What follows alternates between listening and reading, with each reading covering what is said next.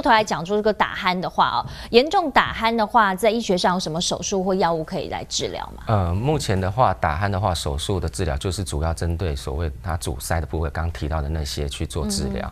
那可以做部分的切除或者是重建。那一开始我们做的就是所谓的悬雍垂2咽成型术。那它就是把我们的悬雍垂切掉，然后把软腭往上切，让整个喉咙的那个空间变大。然后另外鼻腔的部分可以做所谓的鼻甲肥厚的部分切除。或者是鼻息肉的切除，还有如果有一些人有鼻中隔弯曲的话，可以做鼻中隔弯曲矫正的手术。那除了传统的手术以外，现在有所谓的雷射手术以及所谓的无线电波手术，可以减轻手术的疼痛以及术后流血的情况。那药物的部分的话，在目前的话，事实上是没有比较有效的药物可以达到打鼾的治疗。一般我们讲说，你枕头做一些改变的话，会对打鼾有帮助吗？枕头也会有影响，因为如果我们躺下去的呼吸道往后仰的时候，事实上就会造成软腭往后以及舌根往下沉，对，就会阻塞到呼吸道。可是如果枕头过高的时候，我们往前也是会造成整个呼吸道的阻塞，所以它也不能往后，也不能往前。对，要有一个适当的高度。所以现在有什么打鼾枕有没有？这打鼾枕真的有效吗？事实上是调整到一个适当的高度就可以的。好，那在中医的部分要怎么处理这个打鼾所造成的问题？以前中医啊会有那个一些。就是很像点痣的药物，它是有一点腐蚀性的。然后就是古代呢，它就是可能拿那种棉片，然后沾这个药，然后就敷在那个鼻息肉上面。然后后来还有人用很像现在耳鼻喉科的器械，它就是一个。就是很像筷子一样的东西，然后上面用细线，然后去把那个鼻息肉拉断。对，但是因为现在既然耳鼻喉科那么发达，然后又是无菌技术，那大家这个可以去耳鼻喉科摘就好。那中医我们目前就是有一些会怕说，他没有打呼的很严重的人，我们就是用中药的内服药去做治疗。然后当然因为有一些人真的是枕头的，就是他是突然间换了一个新的枕头之后才开始会打呼的，那就一定是枕头的问题。对，然后这个就是可以就是做这个矫正。然后还有一些人其实他平常运动不足，所以他肌肉会很无力，就是他可能包括这边的肌肉都是松弛的，因为我们平常很少动到这边的肌肉，然后整个可能双下巴很明显，就即使他是有下巴，就是他下巴没有内缩的人，所以其实大家应该要常做运动，然后尤其是这一块肌肉的训练，然后把它撑起来。好，所以刚才廖医师你讲说用一些内服药，那内服药的药材可能会有哪一些？内服药像是苍蛾子啊，然后辛夷子啊，然后还有像一些荆芥啊，就是一些我们说可以开窍的药物，用开窍的药物来治疗。不过还是要确认说，是什么原因造成你打鼾嘛？好，那刚才有一个就是大家讲到了说这个睡眠呼吸中止症，有一些朋友严重到他晚上需要戴呼吸器。没有错，睡眠呼吸中止症，如果说是在轻度跟中度的话，大部分透过手术都可以去把它矫正。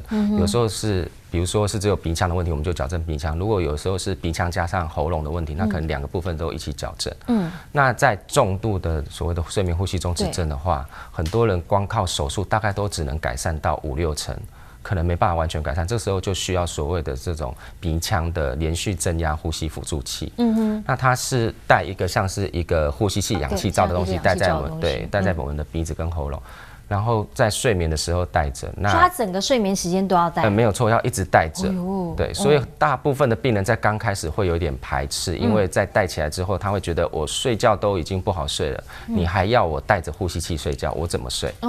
可是，在戴了一段时间，他适应了那个东西之后，大部分都会觉得，他会发现比较好睡。对，没有错，因为95% 以上的人都觉得有改善。好，这个美国医学杂志这个叫《预防杂志》有一个报道说，长命百岁的10个迹象里头，有一个迹象就是这些长命百岁的人瑞们，他们几乎不会打鼾。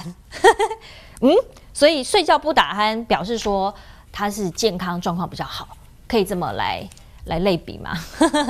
因为睡觉的时候没有打鼾的人，就少掉了所谓我们刚刚说睡眠呼吸中止症的人。那相对的，他所谓的高血压，然后狭心症啊，然后还有中风啊，这些的几率都变得比较低。是，好，所以改善过敏体质也是一个要去努力的部分，因为现在在台湾过敏体质的人是非常非常的多了哈。好，那刚才其实江院长也讲到了磨牙的部分。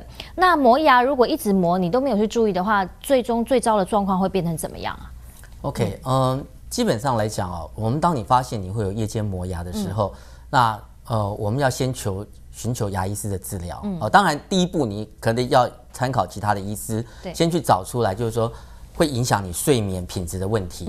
那在牙医这边方面的话呢，我们会帮病人做所谓的有所谓的夜间磨牙护套。这个是就是说初期的症状，对，它就是说，当你戴在上颚，那它只是说让你的牙齿，你的下颚牙齿，它还是会产生磨牙的动作，但是因为你下颚牙齿去磨的时候，它是磨到这个磨牙护套板，所以它不会有声音，对，这声音可能因为这是一个软性材质，那最主要就是说它不会造成你牙齿直接珐琅质的直接磨耗，对，但是可是。在这个夜间，你只是戴这个护套的话，你还是会有产生这个磨牙的动作。OK， 那这个是对初期的防治。因为这个戴起来其实它是比较不会影响睡眠了。就是说它比较好适应。像通常我们都建议病人，就是说你大概初期戴的话，你大概晚上吃饭以后刷牙好。就可以带着看电视，对，就是你不要等到你不要等到说我已经要睡觉了，我现在才临时戴上去，这样的话其实睡眠品质一定受影响。所以这个套子需要量身定做吗？对，这个都是客制化。对。Okay. 那如果说再严重一点的话，就是说开始已经影响到你的颞颌关节的部分的话，那我们就要戴所谓的磨牙咬合板。那这个咬合板的它另外一个功能就是说，它戴在上面，但是它会引导你的下颚牙齿，OK 去。咬合在一个位置上，那它呢就是会放松你的咀嚼肌肉，然后让你的颞颌关节盘呢是呈现一种松弛打开的状态。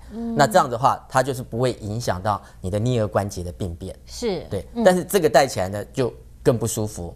那而且就是说，总是有个异物感在嘴巴里面。对，而且这个的话，它的适应期会比刚刚这个夜间咬合护套要来得久。对，那所以像一般很多青少年期的话，尤其像这个骨骼发育还在进行的这些青少年朋友，如果我们发现说他已经稍微有一点点就是说关节盘异位的现象的话，我们才会叫他去戴这个咬合板，不然的话呢，一般来讲我们就只是建议他们就是说先戴咬合护套。不过这个咬合护套、咬合板一戴要戴多久啊？因为它也是治标不治本嘛。对，因为基本上就是我们就回到一个最基础的原因，就是你要怎么样去改善你的睡眠。对，当你睡眠好的时候，那你这些机制，就是说这些咬合的，对，就是那个被干扰的机制，就是磨牙的机制才不会被启动。对，所以像这个话，真的是只是防止你的对，就是造成你的破坏、受伤。对，而且也让旁边人好睡一点。对，没错。为什么有一些幼童也会有磨牙的问题呢？原因是什么？幼童磨牙的话，我们要看，如果说他今天小朋友大概是在7到12岁左右，因为这个本身就是属于一个换牙期。那在换牙期的小孩子的话，他其实口腔内的齿列会有一点点小小的不正。那这个时候呢，它会产生轻微的磨牙。那我们这个像轻微的磨牙的话，就是说你带到牙科诊所，那牙医师可能就去看出一些干扰，他把一些干扰去除掉。就没有了。那另外一个就是说，可能肠胃道的问题。肠胃道的问题的话，一般来讲，我们会比较认为就是说，可能小孩子在睡觉之前吃得太饱。那可能就是他会可能因为肠胃道的反射，他会有一些想要咀嚼的作用，然后会去启动那个咀嚼的机制。那再过来的话就是心理情绪上的问题。那心理情绪上的问题的话，就是说，比如说小孩子如果说白天压力太大，那或是说像现在很多小孩子可能玩这个游戏机，玩得太兴奋了，那他这个造成这个脑波在睡眠状态下还是处在一种兴奋的状态的话，那他也会启动一些夜间磨牙的机制。不过这个就是暂时的，对不对？对，一般来讲，小孩子发生的磨牙的话，我们一般都会跟父母讲，就是说，其实是先观察，先找出他真正的原因。因为其实磨牙它是属于一种多发性，就是多发性机制产生的，所以我们必须要先把一些原因找出来，然后慢慢用删去法。那最后呢，你真的是需要做一些牙科方面的，就像这种保护措施的话，我们再来做。其实像很多小孩子有时候你爸爸妈妈可能像那种晚上太兴奋，心理状态影响的话，你可能就拍拍他啊，然后对安抚他一下，那可能就没有了。那甚至说它发生的频率非常的少，可能1个月才1次2次。那我们是建议这样的话，父母就不用太过紧张。是好，刚刚江院长也有提到说，对于成人来说有不少的因素造成磨牙，那其中有一个是心理的因素啊，或者是压力大、身体疲劳等等。那这个部分，他需要会同心理师吗？因为牙医师也总不能来帮他辅导心理嘛。其实也不是说会同心理师，但是就像我们讲的，就是说。像刚刚院长有讲过，就是你会影响睡眠的品质的这个问题，其实是很多。那其实像药物上来讲，我们牙科本身也没有说直接就对病人施予药物治疗，我们也是会请他，就是说会谈，譬如说心理师啊，或者就是可能也要看一下建议他啦，就是建议他，你可以看看自己有什么样的压力。他说：“我都没有压力呀，我一切都很好。”事实上，像我就有遇过我的小儿科的病人，那他来也是一样，妈妈说他晚上磨得很厉害。那后来，我们就好好的去问那个小孩子，后来一问发现，原来小孩子在学校事实上是被老师骂，然后而且压力很大。对，没有错。老师就告诉他，因为他吃饭吃得非常的慢，所以老师就有警告他，如果你再不吃快一点的话，我就要把你踹怎么样怎样。所以他每天要上学之前，他就会很紧张。对，要入睡的时候，他就开始烦恼。所以心理压力影响到磨牙，没错，其实还蛮大的原因的。因为他心理压力就造成他睡眠不好。那睡眠不好以后，就是其实他睡眠不好有很多不良的影响会出来，那其实磨牙只是其中的一个。